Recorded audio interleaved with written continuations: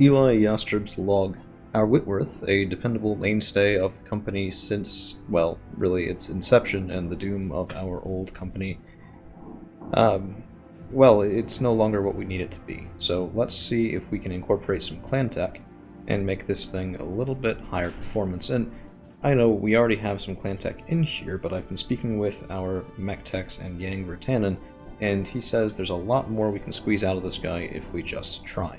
The first thing is to install a Clan XL engine, along with a Clan heatsink kit, and we do have to put in another heatsink, well, a Clan heatsink, to mitigate the invalid location thing that we'll see right now. Well, is that really interesting?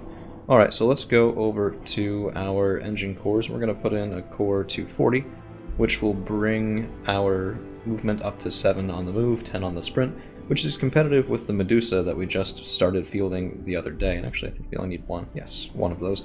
Heat efficiency is a little bit overcooled, but not too bad. 60 heat sinking, 52 alpha strike, and when you sprint, of course, there is a little bit of heat generated there, but we have an additional 2 tons remaining. We could cool ourselves down even more, but as it stands right now, I think we might benefit from a third medium pulse laser.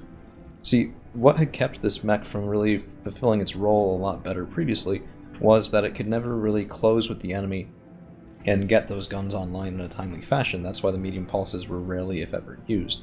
But if we're moving at 7 on the move, 10 on the sprint, now we can close, now we can get good damage out of those medium pulses. That's, ooh, actually, you know, let's switch over to all clan medium pulses. So the difference is 27 damage, 11 heat off the standards, 35 damage for 17 heat off the clan ones. So they do run a little hotter, but they also ignore an additional evasion pip at the cost of ignoring 1 accuracy. So the functional difference here is a +6 versus a +5, but the regular medium pulses give you a +1 if your target is immobile, which of course is not something that I see being too important at the moment. So let's go for triple clan medium pulse. Now we are burning a little bit hot, but here's the thing.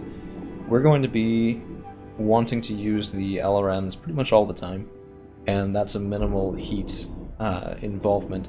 The only times we're going to be cooking even just a little is if we're firing everything at once. We turn off one of these medium pulses and we're +3 or 4, no, +4 on our heat generation for that turn, which really isn't too bad.